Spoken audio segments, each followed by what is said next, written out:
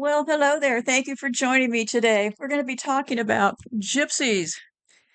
But before I get started, I'd like to read you this quote. That didn't happen. And if it did, it wasn't that bad. And if it was, it's not a big deal. And if it is, it wasn't my fault. And if it was, I didn't mean it. And if I did it, you deserved it. That's where we are right now. The shouting matches are lining up all over. This is one big act. You notice how at the very end there he said this will make for great TV? They're playing it like a fiddle. Now Europe is going to meet to decide what to do with the crazy Americans. It's like I've been saying, we're going to go down a bloody ring of fire with UN troops on the streets. Going to be a big, big disaster, and the world will cheer. Been saying this for years. They'll clap and cheer. Those dirty Americans, they deserve it. You see how crazy they all act? Well, here you go. Got a guy with orange makeup and a blonde comb over an office. Hey, Guido, why don't you wear a suit when you come into the office to see us? Why are you always wearing that t-shirt? Show some respect here to the house. We're sitting here in suits, Guido. What you doing over there? Yeah, the real mafia is really coming out now, isn't it? And I see all these sharp, college-educated people on TV talking about, well, look, Trump is making an executive order that he and the attorney general can determine what is legal. He can act like the president. Well, yeah. If any of these geniuses actually read their own literature, they would understand the United States is a corporation. Trump is behaving like a president of a corporation behaves. So, today we're going to be talking about the mafia and the gypsies. How did I even get going here? Well, kind of a windy story. You know, those Pritzkers out of Chicago, still not even close to being done with them. I ran into this thing about the Pritzkers in Chicago and the Ashkenazi Jews in Chicago. And I'm reading this very good book called Super Mob. I talked about it recently. Anyway, so what happened was this was, and the mob will be coming next. I'm going to do the gypsies today because it's too much for today. But basically, what happened was this. I started noticing these patterns like, seems like around the 1800s, all of a sudden, all these mobsters started showing up in the United States. So I still think what happened was this, was that the original crew came over on the Mayflower and the other group, the mafia group, they came over from Italy in the late 1800s, early 1900s, because I started seeing all these patterns, all these dates. And, we have all that data that we got unloaded with. I have those two huge files over my website. One of them came from a man named Zeus Israel. Now, he has a lot of data on these people, and the people he's talking about, well, they all appear very mobbish, right? They're all out of Italy. So basically, we're looking at the main group came over, like I've been talking about, and then after they overthrew the government here after the Civil War, then they brought in the mafia backup. Is basically how it kind of worked out.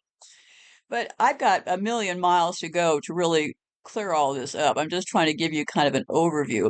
And really, if you look at them, you got the Italians, you got the Gypsies.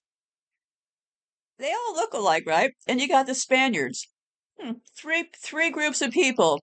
Spaniards, Italians, and Gypsies all have that black hair, dark eyes. Yeah, they all even look the same.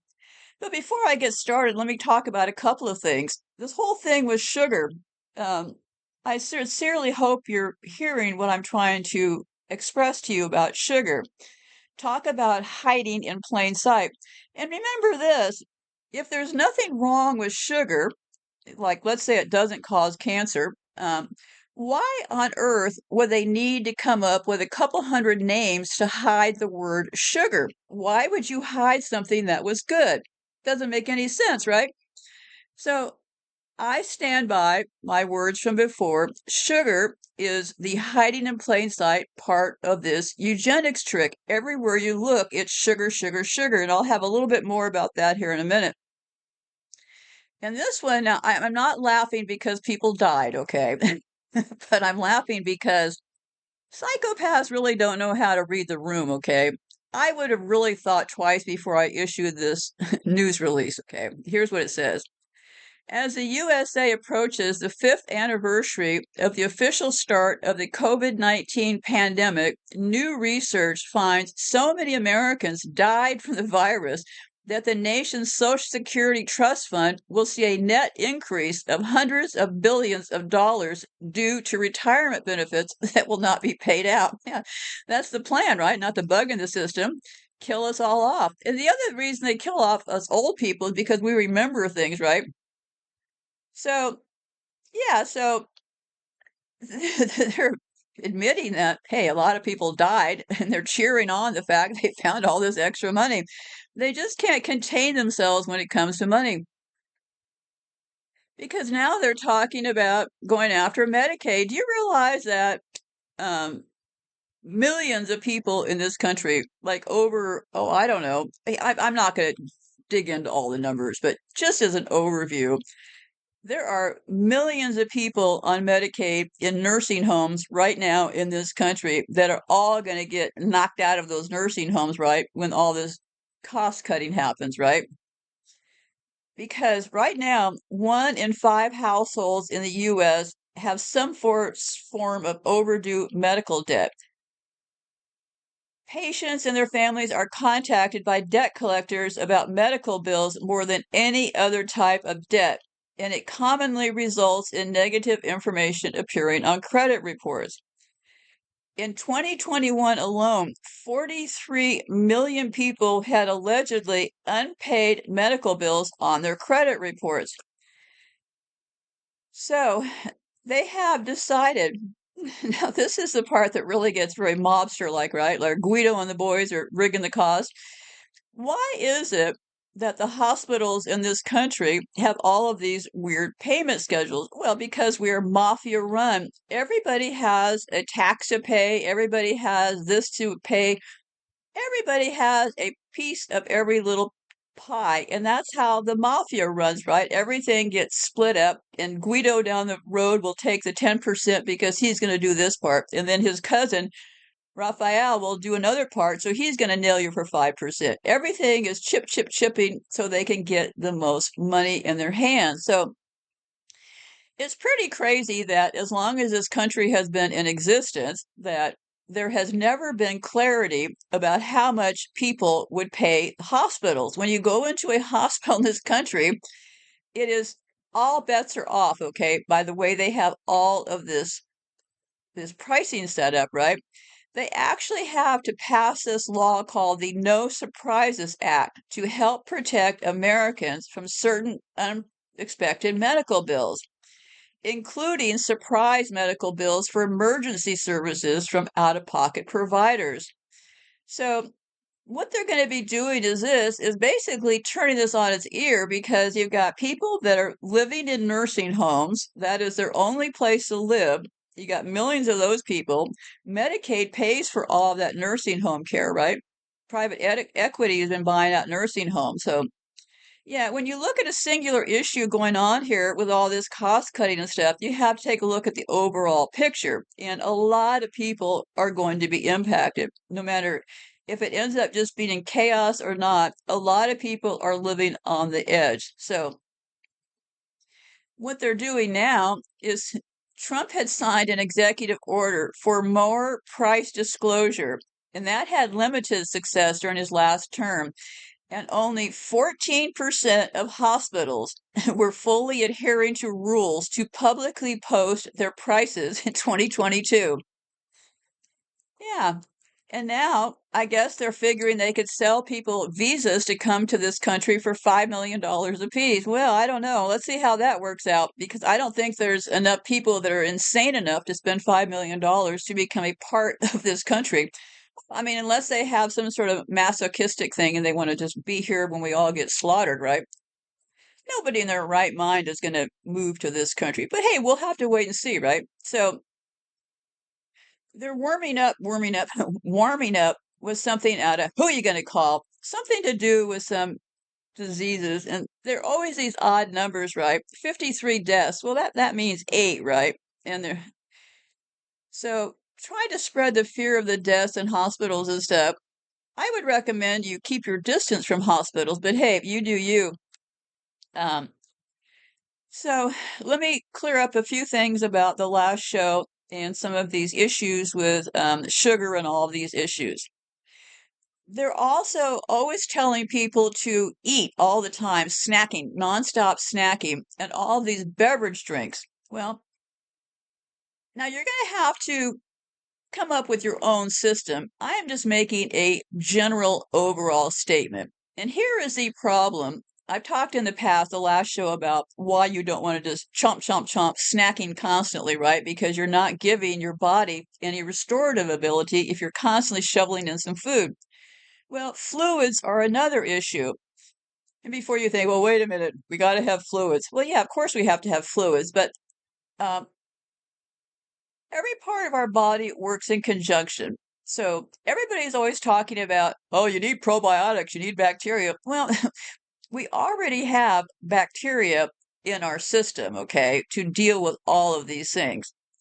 And that bacteria lives in our mouth, okay? So if you go around drinking fluids all day long, sipping on coffee, sipping on these beverages they're always trying to sell you, and snacking away, what you're doing is you're basically destroying all of your good germs in your mouth part that will help to restore your body with. So that is the likely reason why all of this push to not only be eating all the time, but to be drinking all the time. I mean, everybody there. I watched a few of these shopping shows. I don't know. It's pretty crazy. I mean, well, they got a case of this delicious sparkling water on sale, and it's you get 18 of them for $24. This is a great deal. And look, it's very low in sugar. Well, yeah, because they've hidden how much sugar is in there, number one. And why are people buying this stuff in the first place? Well, I guess to avoid drinking water. I can't answer that question, but we have been convinced, I don't know about the rest of the world, but people in this country have been convinced that we need to have refrigerators full of snacks and drinks and things to drink. So knowing this, what I've been doing as far as a drinking thing is, I can't make my life complicated, okay? I have enough going on that I'm not going to get all up in arms over everything. So I just have simple systems. Like in the morning, before I used to have a cup of coffee. Now I have lemon water. So before I break my fast in the morning with some food, because I'm just eating one meal a day primarily, I will have 2 or 3 glasses of water with lemon before I even get started on the food. And that's how I'll drink water throughout the day. I'll just stop and focus on drinking. I mean, I don't start guzzling it down, but you don't want to have a constant flow of food and things going your way. I think I'm making it more confusing now. So anyway, so just think about that, okay? Shoveling in food and fluids all the time is not going to help you even sort of, okay? And one thing I didn't mention, there's a gal on the internet and her name is Jessie something. She's the one who calls herself the glucose goddess. I always find these names interesting. She wrote a book last year and now she already has over 1 million followers all over social media. And her book was very successful. But last year she made an interesting statement. She said, fasting, who cares? Nobody needs to fast, right? Well, this year she's now talking about fasting, but what she's doing is this. She's conflating her words. She'll be talking about calorie counting and she'll mix it up with fasting. So if you watch any of her shows, it's called The Glucose Goddess. Quite a charming young French gal. She's obviously a liar. I would say that if anybody is funding that girl, it's likely the sugar industry. Because here's how it would work. They want to keep you in the game, right? So what better way to keep you in the game than to keep some of the things that you shouldn't be having around? So her whole pitch is things like, well, you can have a little bit of sugar, and I like to save the sugar that I can have for that delicious piece of chocolate cake, which I love to eat. See, so she's making it okay to have some, and she's not really telling you to put it all away. She's making it okay to keep eating it, right? And she sells herself as all this scientific stuff. But if you read her comments, there's people who are wise to her. They're saying things like, oh, wait a minute. She's also selling a supplement, of course, right? $65.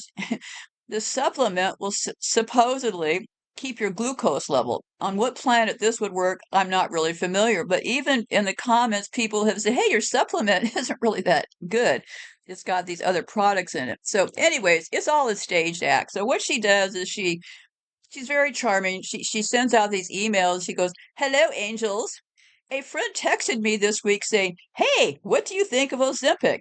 Perfect timing, I replied. My episode on the topic is launching. So she says, so follow me as I deep dive into GLP-1, the hormone that naturally regulates appetite and blood sugar. I'll let you know how these new drugs work, their downside, what you must do if you are taking one, and simple, natural ways to boost your GLP. How to eat sugar, fasting, 60 vitamins. Yeah, so she basically sends out these friendly little emails and says, hey, this is all. She always talks about scientific stuff and then she refers to her hacks, but she never really connects the two. So I get this email from her and it says, hello, angels. And to top it off, she wants to send some recipes. So now she's charging you $65 for a month's supply of these questionable, highly questionable supplements. And now she wants you to pay her for a recipe. So she sends you two recipes. So I thought, what are these recipes? Well, I'm not going to pay her. She wants to charge you $10 for a recipe of gluten-free and $10 for a sugar recipe. Like I said, this is how marketing works these days. It is collusion and deception. I would bet dollars to donuts that young lady is financed by the sugar industry. They want you to keep sugar around because that way you keep it in the game. So if you give yourself excuses like, well, I can have one drink a day or maybe one drink this week, that sugar and that alcohol won't bother me. Yeah, play mind games all you want, but they're hiding the terms for a specific reason. It is going to kill us. It is not the sweet, innocent little thing they want us to believe. So anyway, it was interesting this week too because they also got rid of the nuclear people. Gee, I wonder how that could work. I mean, everything is resting on nuclear power, right? And in all this chaos, what do? They also bring over the Tate brothers. Where'd the Tate brothers come from? Romania. Romania. So, yeah, I think it should be a pretty big clue that getting rid of the nuclear people by mistake and not knowing how to get in touch with them to hire them back should be a pretty big red flag that the nuclear is a psyops, right? These nuclear security administrations, I look to see where they're located. They're located in New Mexico, Nevada, Texas, Missouri, Tennessee, South Carolina, and California. So those are the places where these people would have been working. And, well, did they get them all back? I don't really know. Because what they're doing is part of the reason why they're getting rid of people the way they are by saying that they got bad performance reviews, because that will cause them to have fewer lawsuits. And also, it harms the people much more. And that's what they're always looking for, right? To harm us in the most dreadful way possible. So if you're a Facebook employee and the whole world is told that they're getting rid of all the low performance employees, even if you didn't get a low performance, everybody is going to believe that you're lying. They're going to think, yeah, they probably were a low performing employee and Facebook got rid of them, no matter what you say, because their goal is to also harm us psychologically, right? So I'm going to be skipping past this part. I also was looking into when I started this week because of the nuclear people missing. I was looking into, you know, they claim that they went to Mars once, right? And then they claim that they have the Van Allen belts. The Van Allen belts are the radiation belts that would make it impossible, really, to get to that area, right? Um, so I found this interesting piece, and it was so confusing that I'm not going to read it here because they have figured out this explanation for how they supposedly got around this radiation belt to get themselves into Mars. Well, no matter how fast you fly through radiation, it still got you, right? So, yeah, so, besides the fact that they don't even know where the plans were to get to space in the first place, they lost the plan. So, all of this is going to be coming up because they're going to be talking now. They're having women going to space or something crazy like that. This is just an effort to grab all the tax dollars that they can get their hands on, and all that H-1B business and all that. Uh, I didn't mention this, but I worked on H-1B visas years ago, and talk about a horrible business. When I was in Silicon Valley, when I was going through the lawsuit with Intel, I was doing temporary work through this temporary agency. And one of the places they sent me to work at was an H-1B visa place. And what the company was doing was bringing over H-1B visa workers from India and then employing them here in the United States. And basically, they brought in all these temporary workers, which I found just insane because they realized they were breaking the law with all these H-1B visas, because the whole system doesn't make any sense. Okay. So they realized they were breaking the law because what had happened was there was a raid on some military base. I think it was in Texas. And what happened was a bunch of H-1B workers were found working at this site. Well, those H-1B workers did not have the proper paperwork to be working on that site. So evidently, the people who had hired the temp agency to help them straighten this out, they got wind of this raid and they needed to make sure that their H-1B people had their paperwork straightened out, which they did not. They did not know, seriously, where any of their people were. Not really any clue. They had never bothered to file the paperwork. So basically, what they did was I don't really know how this all worked because somehow they got these people on H-1B visas to come to this country, and this company was an agency that was finding the people, and then they'd hire them out to these companies, right? So their only role was to find the workers and make sure the paperwork was filled out properly, right? Well, they didn't do that part. So they called in all these temps, and what they wanted us to do was to go through this paperwork and straighten it all out. And each person, they had hundreds of people, okay, that they had lost track of. And each file for one person might take somebody a day or two to try to straighten it out. It was such a mess. And so, yeah, that was how the H-1B program was started. And actually, what happened was that Hewlett Packard had gotten in trouble for misusing the H-1B program, and this would have been in the 90s. So this company got founded evidently because HP wanted to distance themselves from the H-1B thing. So they needed this agency to hire these people so HP wasn't directly involved. So you want to remove yourself a little bit, right?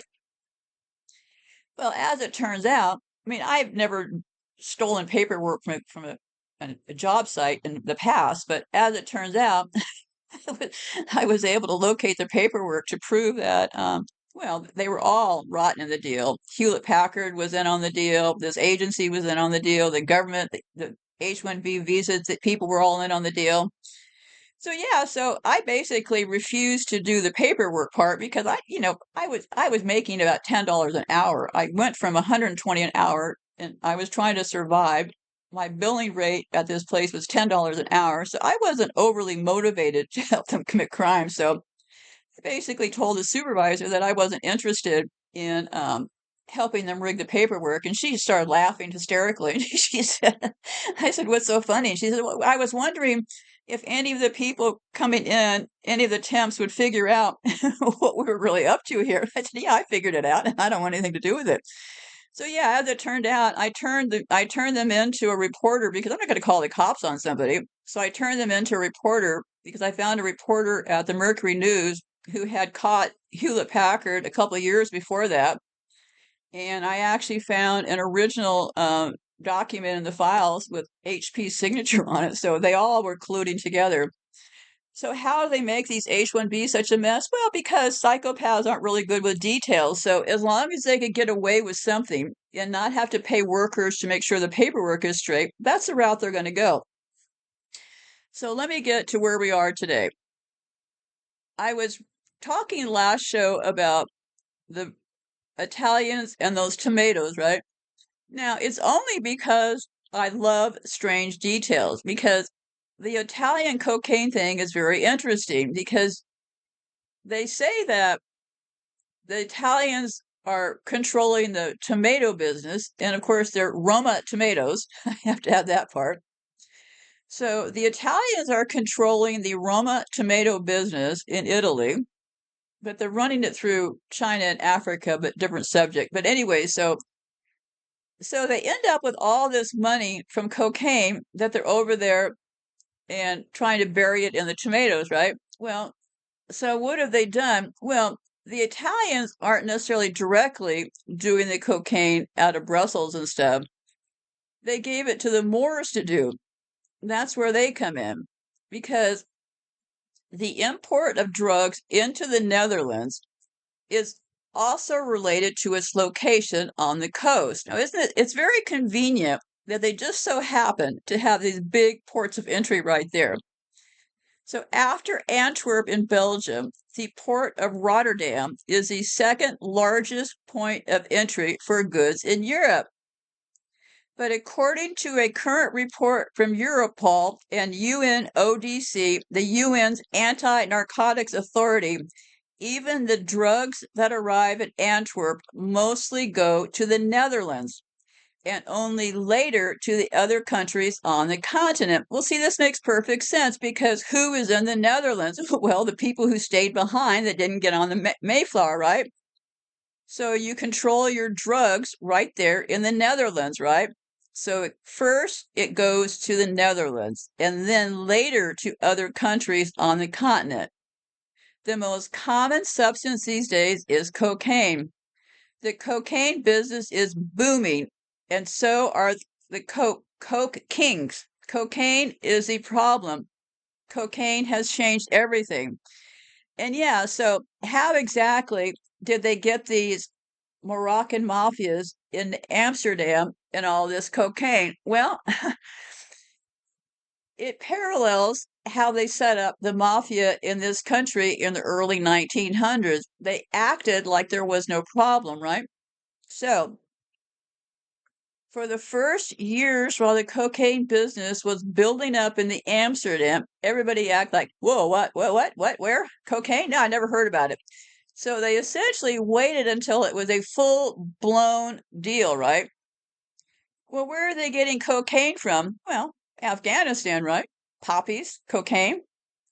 Um, so the U.S. was in about the same amount of time. And like I said, I got a million miles to go on this thing. But roughly, the U.S.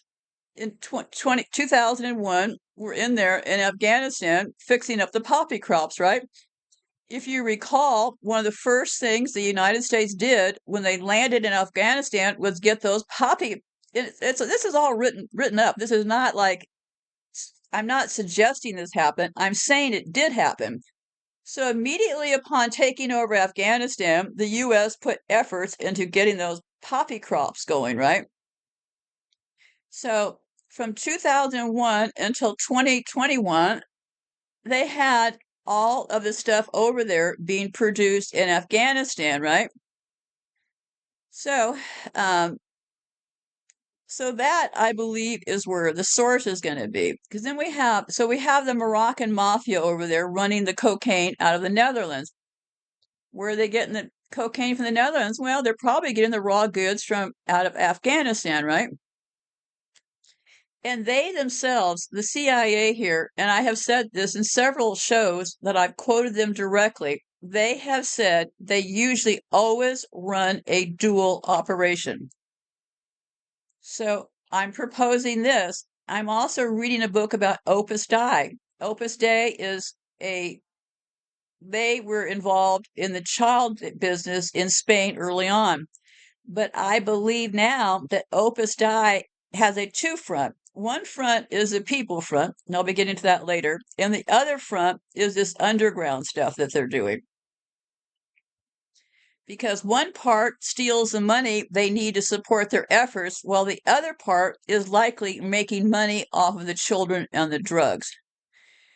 So we've got a couple things because I first landed on this whole mafia thing in the craziest way. Those Pritzkers, the Ashkenazi Jews out of Chicago, the Pritzker family. Well, this was in the last, I don't know, month or so.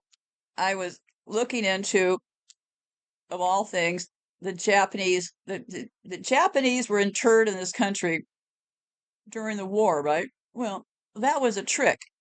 Um, the Japanese were interred because they had a lot of money. So that interment process allowed them to lose all their money. And who they lose it to? Well, there's two mafias we got going on here. We've got the one's out of New York, and those are the Italian mafias, and they are from five different Italian families. And remember, part of the Saturn thing is the number five, right? And the other mafia group is the Ashkenazi Jews out of Chicago. And that's where the Pritzkers are. Because I found that I know it's really a wild story, but so I'm still not even close to being done with those Pritzker people, right? So anyhow, so I was looking into the Pritzkers and this money stolen from the Japanese people, and come to find out it was the Chicago mafia. In other words, the Chicago Ashkenazi Jew mafia that were the ones who did the rigging of the thing so that the Japanese people would be locked up, and they were the ones who stole all the money. So all the Japanese people's money got stolen by the Chicago Jews. Well, they're hiding under these names, right? They're really not Jews. They're just hiding under those names. So, yeah. So in the mafia part, we have some Jews and we have some mafia people. So I'm going to leave all that to the side because right now we're going to be talking about these dates and these gypsies. Because what I'm going to be doing today, we're going to be talking about the gypsies and what I know about their history. Interesting that the gypsies had no real history written down. Pretty convenient, isn't it? Gee, of all the people that I want to talk about, the one group of people, the gypsies, no one seemed to bother to write much down. Isn't that interesting? But I did find two people had gone through and they guessed at where they think the gypsies interceded. So what I'm going to be doing also is all the stuff I'm going to be talking about now, I'm going to be pasting this at the bottom. So if you want to cruise over to my website, you can scan through it all yourself and take a look. I think it starts to make sense. So anyway, so we'll go through the gypsies today, and then when I come back next, we'll do the mafia. That is a wild, wild story. So, and then a lot of their actions will start to make a lot more sense because they're really right now ripping off the mask of the so-called concerned corporate business leaders, and now the mafia is showing up, right? Okay, gypsies in the 19th century. It is estimated that 800,000 gypsies lived in Europe by the year 1800. They were most numerous in the Balkans and had a substantial presence in Spain and Italy. About this time, a German scholar, Heinrich Gellman, proved that the Romani language was linked to some languages of India. And don't forget, we have the Sassoons who came from Turkey over through India, right? And they were the ones who then went and wiped out the Chinese with all the opium. So, yeah, so the Gypsies had a substantial presence in Spain and Italy. About this time, a German scholar, Heinrich Gellman, proved that the Romani language was linked to some language of India, which starts to make even more sense, right? The first record of gypsies in Europe is in 1417 in Germany. Another interesting location, right? Although it is quite likely that they arrived in Europe much earlier. They came as Christian penitents and claimed to be exiles from a land called Little Egypt. Europeans called them Egyptians, which became corrupted as Gypsies. Ethnic background. Gypsies belong to the Romani ethnic group, which was distinct from the majority populations of the countries they resided in. They had their own language, customs, and cultural practices. Nomadic lifestyle. Gypsies were known for their itinerant way of life, moving from place to place in caravans or living in temporary camps. They generally engage in trading horses, entertainment, or craft work as means of making a living. And this horse trading is interesting. Gypsies and horses. When I was living in Spain, my father was stationed there. I have a few memories. I'm not going to get into them right now, but one of them involved horse riding. Crazy as it sounds, they actually had a horse riding place next to where the base was operating. And I'm now convinced that all of these things were done as purpose, because why was that horse riding thing right there next to the development where all of us kids were now living, right? Because I'm also sure that during those years that we were in Spain, Spain was literally crawling with agents. So, yeah, this horse stuff. And remember, about the only thing my family told us when we went to live in Spain was watch out for the gypsies because they steal the children. Distinctive dress. Gypsies often had distinctive clothing styles that set them apart from the local population. They might wear colorful and flamboyant outfits adorned with jewelry, headscarves, and traditional accessories. Who else wears a lot of jewelry? Well, people from India, right? People from India love that gold jewelry. Occupations. Gypsies were known for their skills in various trades and crafts, such as metalworking, horse training, fortune telling, and music. These occupations were essential to their survival and contributed to their reputation as a distinct and somewhat mysterious community. Discrimination and stereotypes. In the 19th century, gypsies faced widespread discrimination and prejudice, often being viewed as social outcasts. They were subjected to various legal restrictions and social stigma imposed by the majority society. It is important to note that the term gypsy itself carries negative connotations today, and it is more appropriate to use the term Romani when referring to the people from this community. And who else is viewed as outsiders? Well, the Jews, right? So, what are some of the common surnames among the Romani people? In the 19th century, some common surnames among the Romani people included Smith, Lee, Boswell, Cooper, Aries, Harris, Stanley, Wood, Brown, Taylor, and Young. And that was a group of names that really kind of got my attention, right? These names were often adopted by Romani families as they interacted with settled communities and sought to blend in or avoid discrimination.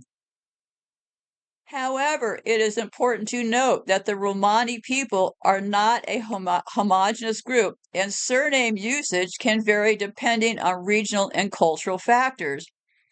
Well, the surname usage just means these people are very willing to blend into the woodwork, right? And then we have some more Gypsy history.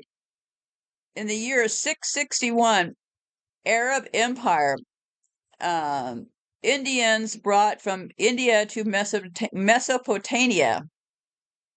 So they say 669 to 670, the Arab Empire, they deported gypsies from Basra to Antioch on the Mediterranean coast. 710 Arab Empire, more gypsy action. So 855 Arab Empire, they had a battle there, and that doesn't have anything to do with gypsies. Let me keep going here. Okay, now we get to India and we start coming up with some gypsy stuff. 1192, India. The Battle of Turin fought. The last gypsies leave for the west.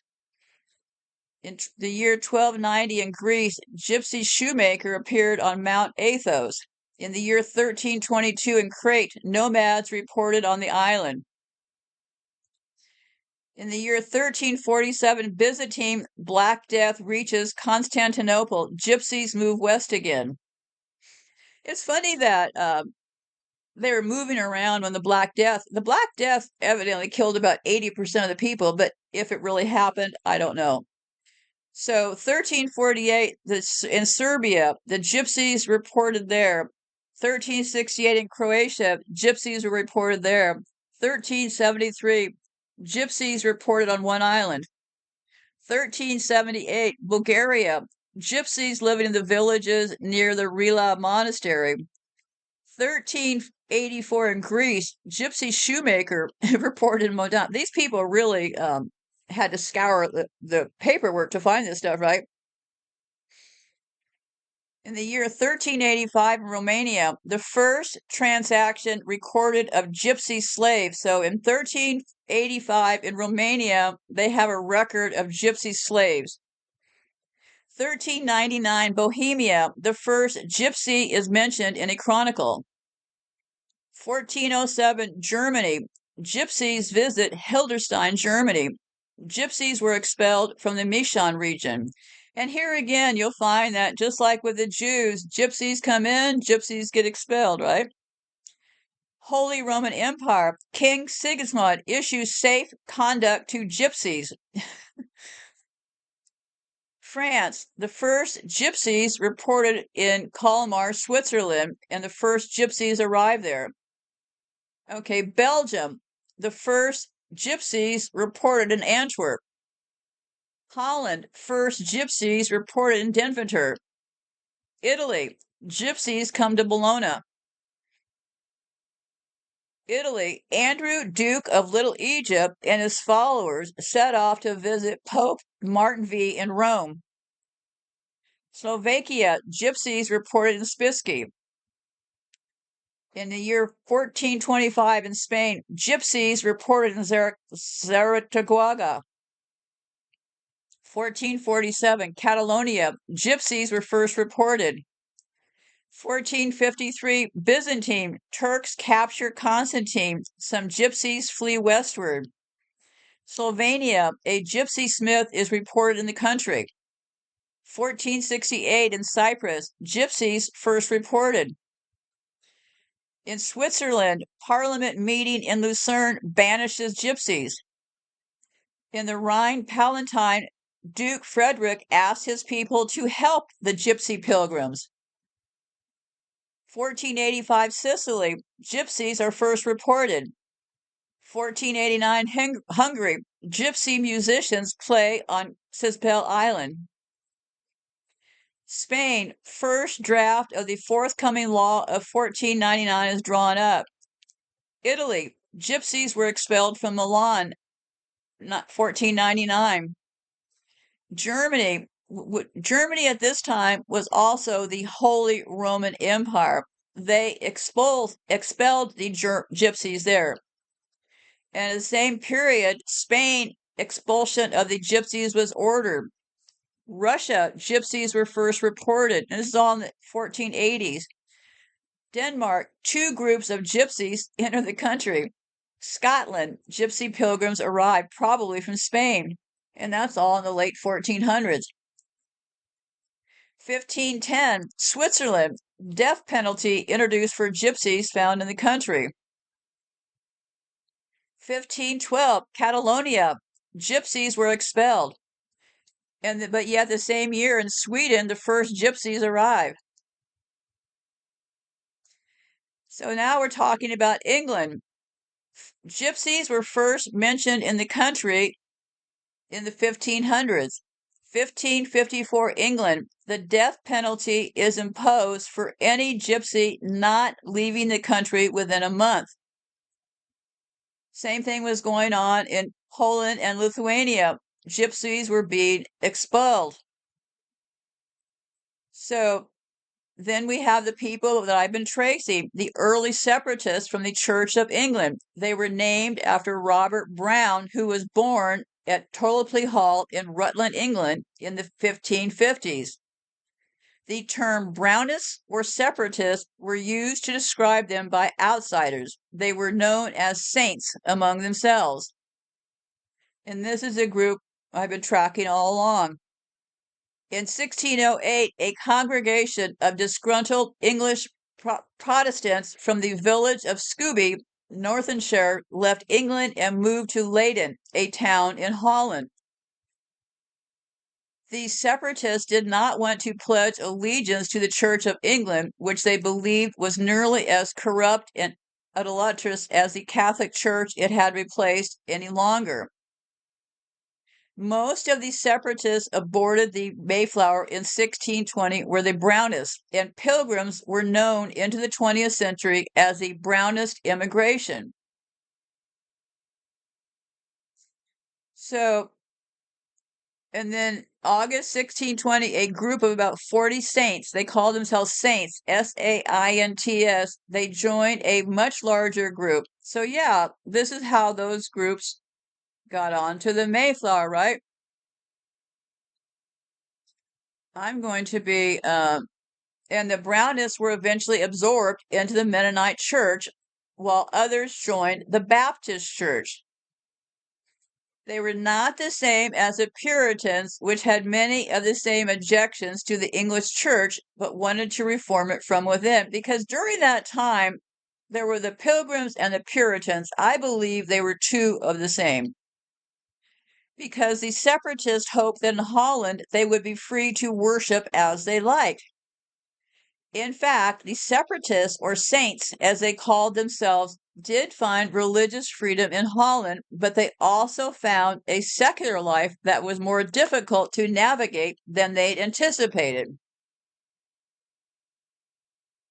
For one thing, Dutch craft guilds excluded the migrants, so they were relegated to menial, low-paying jobs. Even worse was Holland's easygoing, cosmopolitan atmosphere, which proved alarmingly seductive to some of the saints' children. They were drawn away by evil example into extravagance and dangerous courses. For the strict, devout separatists, this was the last straw. They decided to move again, this time to a place without government interference or worldly distinction, the New World across the Atlantic Ocean. And did you know that the separatists who founded the Plymouth colony referred to themselves as saints, not pilgrims? The use of the word pilgrim to describe this group did not become common until the colony's bicentennial. There are an estimated 10 million living Americans and 35 million people around the world who are descendants from the original passengers on the Mayflower, like Miles Standish, John Alden, and William Bradford, including Humphrey Bogart, Julia Child, Norman Rockwell, and Presidents John Adams, James Garfield, and Zachary Taylor. So now we're moving along. We're still in the 1500s. Germany, Bavaria closed its borders to gypsies. Portugal, they were mentioned in literature. 1525, gypsies were banned from the country of Portugal. In the same year, gypsies were ordered to leave the country. And what I may do at some point, don't know for sure, it would make sense to try to line these dates up with all those the dates the Jews were moving around, because I did shows about when the Jews were traveling or the Ashkenazis were traveling all around Spain and that whole region. But let me keep going. It's a passage that they go into one place, they get kicked out of the next place, and how it all seems to work out. 1526 Holland, transit of gypsies across countries was banned. 1530 England and Wales, expulsion of gypsies was ordered. 1534 Slovakia, gypsies executed. 1536, Denmark, gypsies ordered to leave the country. Portugal, deportation of gypsies to colonies begins. In Spain, any males found nomandizing to be sent to galleys. Scotland, gypsies were allowed to live under their own laws. 1541, Czechoslovakia, gypsies accused of starting a fire in Prague. 1544, England, gypsies were deported to Norway. 1547, England, board publishes specimens of Romani. And this word Bohemia comes from this too. 1549, Bohemia, gypsies declared outlaws and to be expelled. Estonia, 1549, first gypsies appear in the country. 1557, Poland and Lithuania, expulsion of gypsies ordered. So, Italy, Council of Trent affirms that gypsies cannot be priests. Scotland, gypsies to enter, either settle down or leave the country. Ottoman Empire, gypsy miners were working in Bosnia. Portugal, wearing of gypsy dress was banned.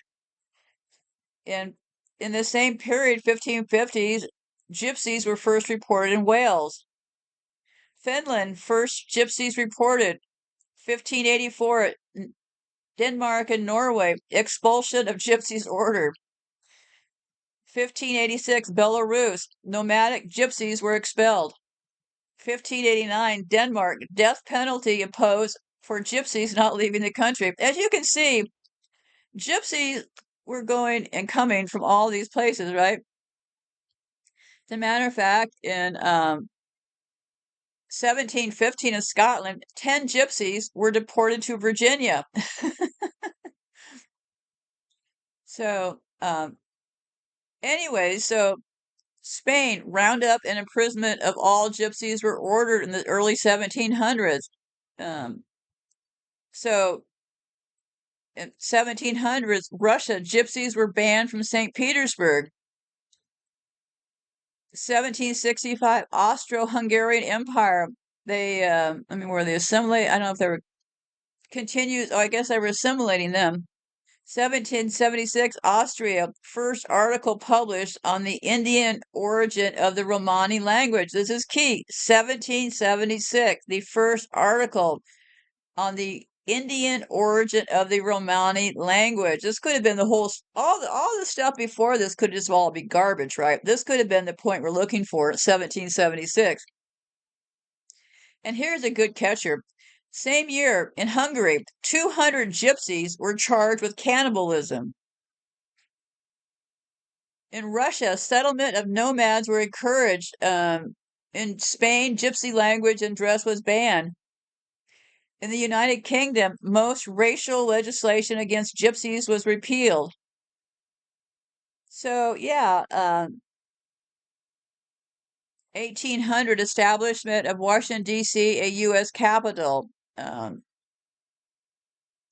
Also, 1803, the Louisiana Purchase doubled the size of the United States. So we're coming up with these dates right around that Civil War time, right?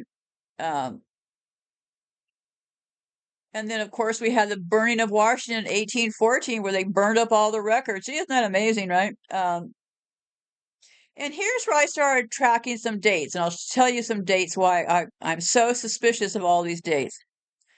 I looked at a couple of the more famous mafia people. Nancy Pelosi, okay? Let me see here. I looked up a couple of Biden's relatives. One of Biden's great-great-great-grandfathers was born in Sussex, England, and emigrated to Maryland in the United States by 1820. Nancy Pelosi's father, he was named De Alessandro, was born in Baltimore on August the 1st, 1903. He was the son of Maria Antonio and Thomas de Alassio, and his father was born in Italy. So the parents, see, what I'm trying to track here is Nancy Pelosi's family. Her dad was born in Baltimore in August of 1903. but he is the son of two people from Abruzzo, Italy, and they had parents from Genoa, Italy. So yeah. So I keep finding these Italians, which didn't seem to come over here that. Um, let me see. And then, of course, we had the Trail of Tears between 1830 and 1850. And these were 60,000 people of the five civilized tribes. We got that number five again, right? And we also had the five mafia families in New York.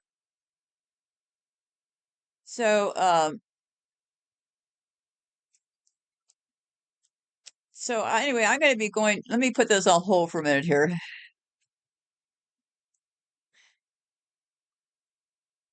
Okay, I have a lot of these other dates that I've been talking about that you might want to take a look at down below here because right along these 1800s, gypsies in Denmark were allowed to return to the country again.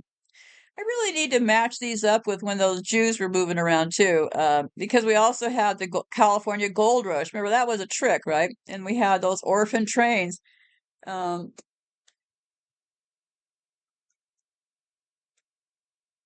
there's also the gypsies were also there was an old sign that I found that warning that if they would be flogged and branded if they enter the Netherlands again. So yeah, there's a lot to these gypsies, and this is just really the beginning because we have I'll be doing the mafia people next, and then we'll see how we can merge them along here. And here's another thing, just like the people from India, they like that jewelry, right? Gypsy people had only one set of clothes, but lots of jewelry. They were known to be peddlers, beggars, and thieves. Gypsy men were renowned as excellent horsemen and horse traders. Some worked as skinners, as makers of sieves and wooden implements, as gold sifters or gold washers, even as tavern keepers.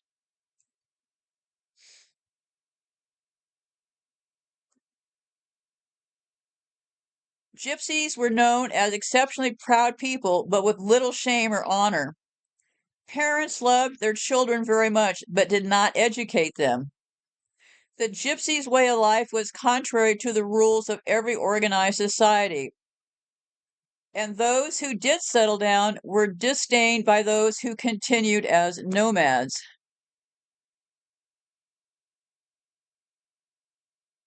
Um, they became famous violinists. They were known for their music.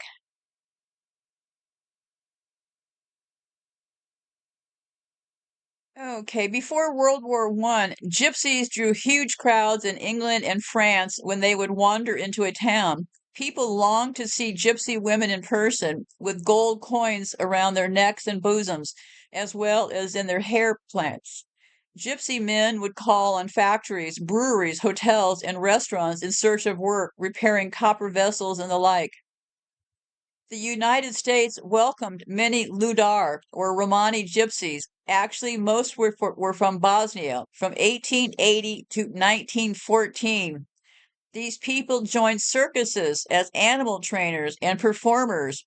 Passenger manifests show they brought bears and monkeys with them across the ocean.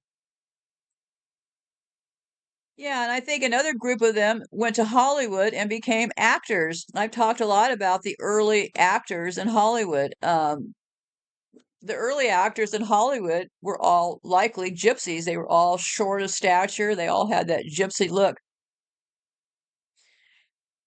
In traditional gypsy culture, the father arranges the marriage of his son with the father of a prospective bride. The young people generally have the right of refusal. The new couple then reside with the parents of the groom. The new bride must perform household duties for her in-laws. Yeah, I think the gypsies are kind of like a lower class version of the people in charge now, right? They had their lower caste relatives. And let's talk about them in Germany. Gypsies were never well received in Germany. Near the close of the 19th century, things got worse as Germans subscribed to the theories of Italian criminologist Cesare Lombroso. One of his ideas was that criminality is inherited. As one proof of this, Lombroso pointed to the Gypsies, who he described as generation after generation of people who are vain, shameless, shiftless, noisy, lascivious, and violent, not to mention puppeteers and accordion players. In 1886, Bismarck noted complaints about the mischief caused by bands of gypsies traveling about in the Reich and their increasing molestation of the population. In 1899, a clearinghouse was set up in Munich to collate reports of the movement of gypsies. The general German opinion was that the nomadic gypsies used the cover of being entertainers and perfume dealers, but focused on begging and stealing. In 1905, Alfred Dillman distributed his gypsy book to police around Europe. The book profiled 3,500 gypsies. Dillman hoped it would help eradicate the gypsy plague. By 1926, laws were passed that made it compulsory for gypsies in Germany to have a permanent address and maintain regular employment. Violators were sentenced to 2 years in a workhouse. The reason for this penalty was this: these people are by nature opposed to all work and find it especially difficult to tolerate any restriction of their nomadic life, and nothing therefore hits them harder than loss of liberty coupled with forced labor. In Switzerland, after 1926, gypsy children were taken from their parents, their names were changed and placed in foster homes, and this policy only ended in 1973. And also, I'm going to insert it here because I talked in the past as far as how the U.S. set up brothels during World War II next to the military camps, right? Well, if I ever find the time, I need to look further because I found a case in Korea. They used women in brothels after the Korean War, and they actually forced those women into brothel slavery, and the money that they earned being prostitutes actually revived part of the Korean economy. And even though the US clearly states it does not get involved in things like this, the US actually set this all up. A complete organized brothel type thing in Korea, same kind of deal they had set up during World War II. So I imagine, don't know yet, I imagine the same thing probably happened around any conflicts where the U.S. military bases are. So if time ever avails itself, I need to do a sweep of all U.S. military bases. What's going on around them? Are there prostitute villages living around all these U.S. military bases now, just like there were back then? Could be. I don't know. That's why I look instead of just guessing, right? So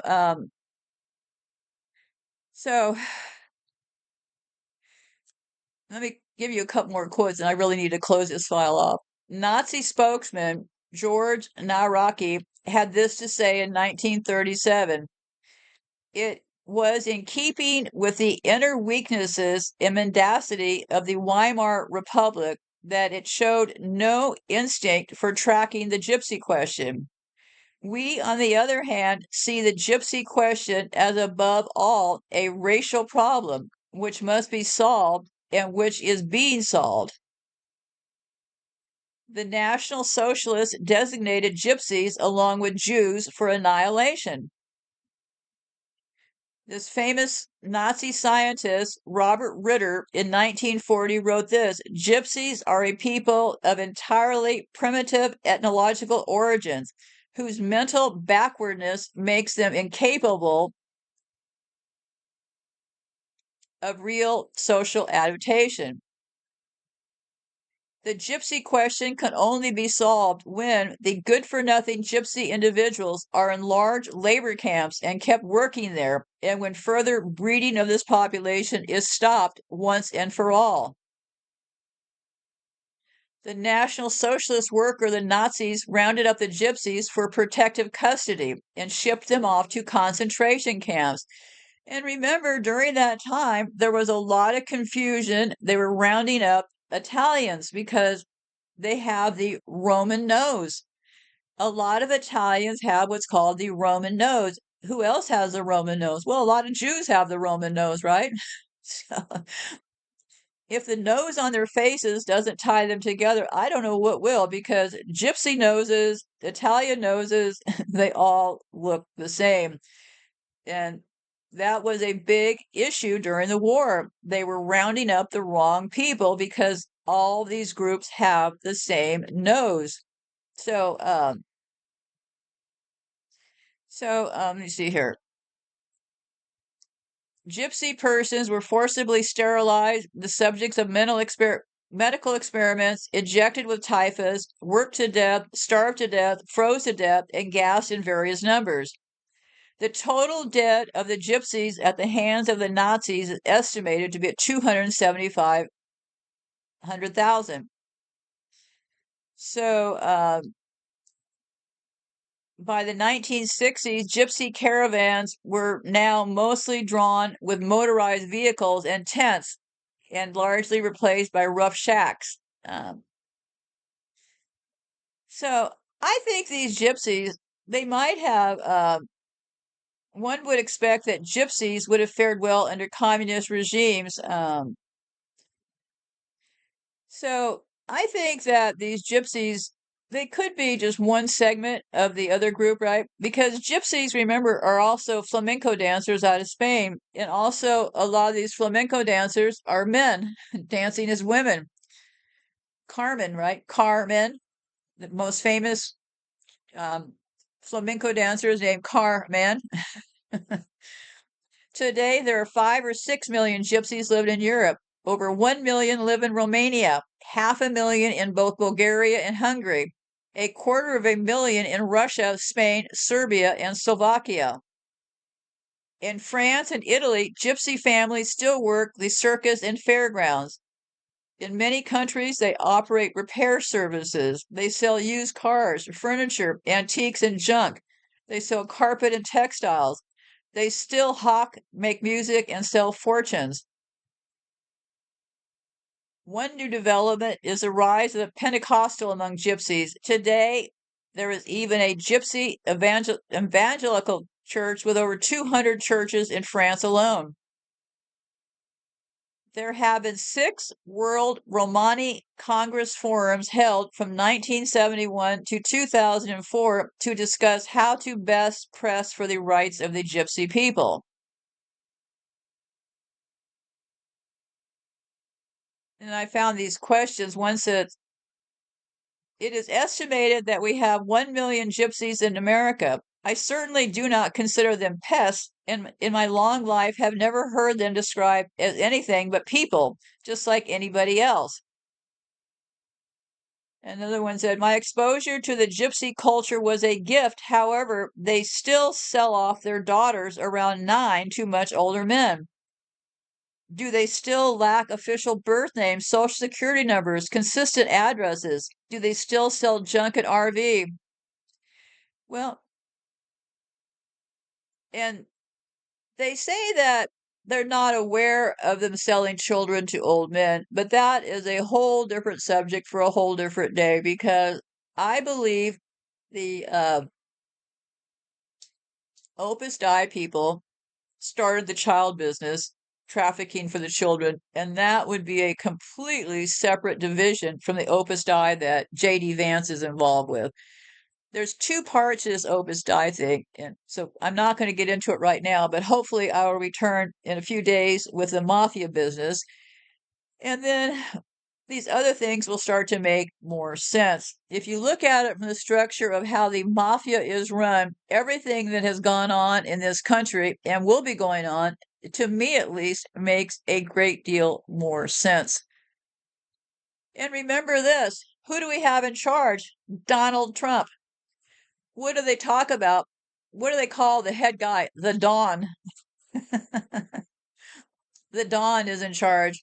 I don't think this Dawn is going to last very long, but different subject for different day. But okay, so that's basically what I have for today for Gypsies. I do need to close off this file, but before I do that, I need to talk to you about something, and I can't keep putting it off, so I'm going to do it right now. No better time than the present. I need to explain something that is, I will not make it disgusting, but you need to understand it. I believe 100%, and I will die on this hill, that the majority of people who are going to be dying from this smart meter stuff and these transformers, the people that are going to get killed by this are the people who are throwing up.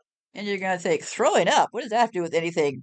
Well, I will try to explain this as best I can. If you want to stay on the game board, get your health in check, right? You don't want to be dying of cancer with all going on in these hospitals and stuff. But in order to get your health in check, you also need to get your mind in check with different things. What happens is this, is that radiation causes nausea. Now, why does it make us so nauseous? Well, because our body sees poison coming, right? So our body sees poison coming, right? Because we're breathing in this stuff, right? So our body's reaction is to expel that poison, right?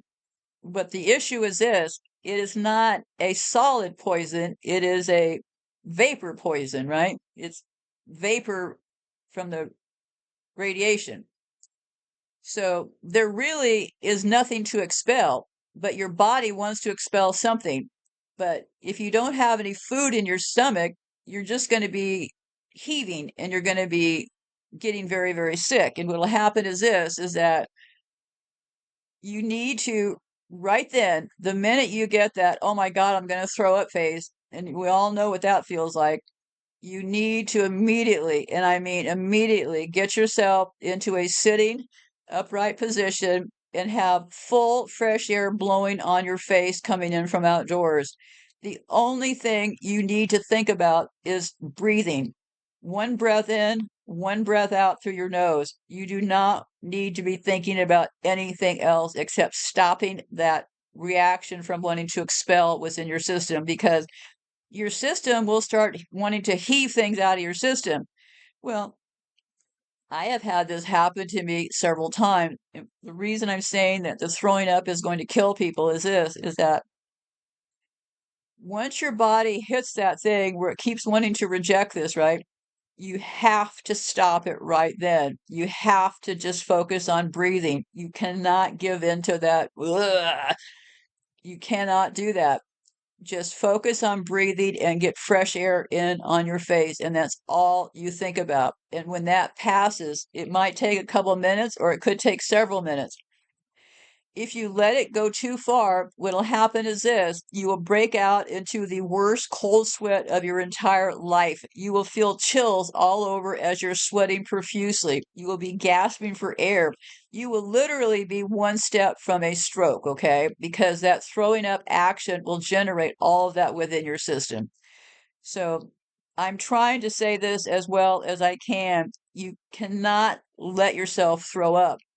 You can't get that action going. Now, one time when I got really sick, I had eaten shortly before that. So, yes, I let the food go. I threw up the food and then I stopped it. And yes, it takes willpower, but you have to stop it. Just keep breathing. Don't talk to anybody. Don't do anything. Just get fresh air in and breathe, and it will pass. But here's what happens if you don't let it pass. You'll keep that action going. The cold chill will take over, and then next you will likely go into some sort of seizure or a stroke.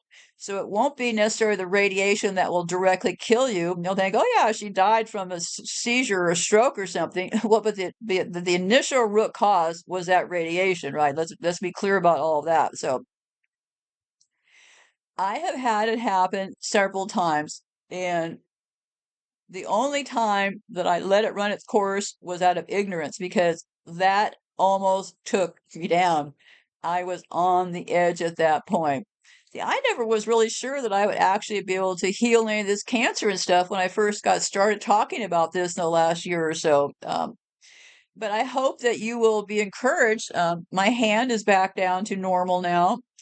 My hand actually healed. I'll post some pictures later, but I encourage you, once you get a win, like for example, it was so weird, my hand just started spontaneously bleeding, and I just try to look at things in a more of a remote fashion. I don't like move into panic mode or anything over it. I just think, wow, it's kind of weird. But